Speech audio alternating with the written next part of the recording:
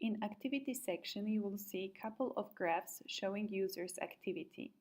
The first graph is conversation activity, and it presents total number of conversations which happened during chosen period of time. It's an overview, so you can see better and worse performing days. Below the graph, you can see the list of all the conversations which happened during this time.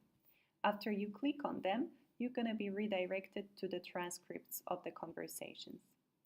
The second graph is average conversation steps per user. The step is a single back and forth message exchange between a user and the bot.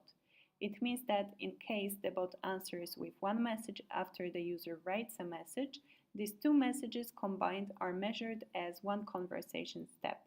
We calculate these steps to identify if the users are not interested in the conversation from some point.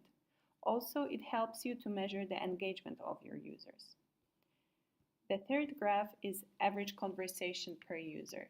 The conversation session in Botanalytics is closed after 5 minutes when there is no interaction between bot and user.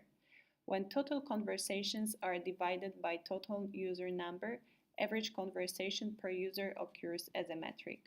This metric is highly important to track engagement activities.